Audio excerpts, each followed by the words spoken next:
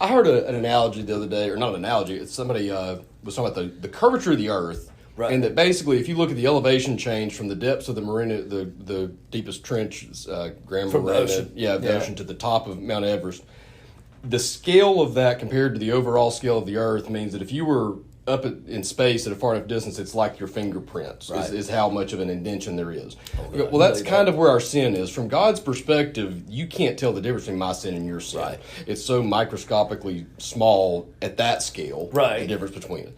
But from our perspective, it's easy to look at the mountain of that sin. Look how versus bigger this that one. is and But to this him, is it's okay. nothing. We're all in the same. It's all the same to him from his perspective. Yeah, and when you understand the wages of sin is death, I mean, you begin to comprehend just how great your forgiveness is, and I think that's the key to. I really want to say this. I think that is the key to every bit of this walking by faith. It's the key to carrying out the 167. Is no, I've been forgiven, and it didn't come easy. It cost Christ everything. I didn't earn it. It was a free gift, and therefore now. I live different. I walk different. I think different. I view people different because there's a change from the inside out. And you've said before, and we've hit on it a bunch, that if you have that understanding, there is no way you can have pride. There's no way you can have pride.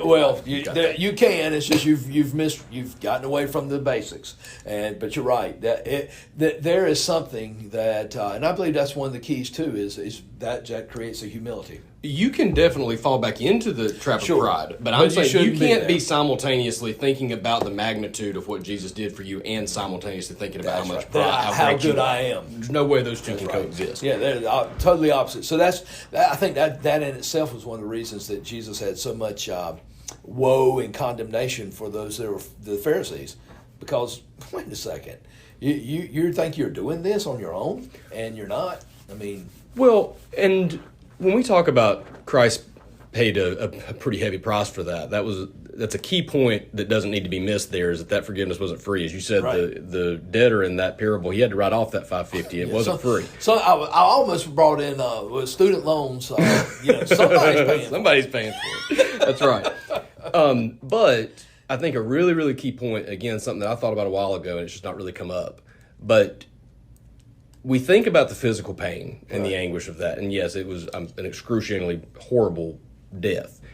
But even you said on that show when we talked about that, I mean, people have hung on a cross for days. Jesus was only up there for 6 hours. Right. But the spiritual pain, all of that wrath. Yeah. But here's the thing. It's not just the wrath that he felt. I put this in my notes as something not to forget whenever it came up. If anybody has ever had that feeling of guilt or that things aren't going your way or something, you kind of feel like, man, God doesn't like me. God doesn't, well, God loves us. Right. But in that moment, he felt all of God's hate. Yeah. Because God hates sin. It's God's wrath. So not only did he feel all that physical pain and the separation from God and the emptiness of not having that presence of the Father to help him through that, but no, he felt the hatred of his Father. Why have you forsaken me? That child, like Christian coming running to me, that Jesus felt that way as the Father said, no, get away from me. I don't care if you're sorry, get away from me.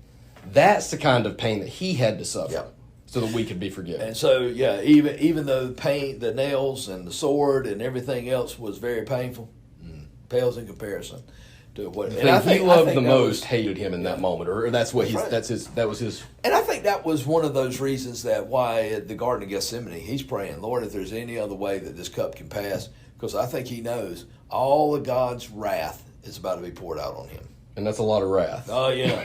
If it's just me, that's a lot of wrath. Yeah. Now multiply that times 8 billion people on the earth, and how many people have been on the earth altogether, and all their sin are the ones that it is poured out on Christ.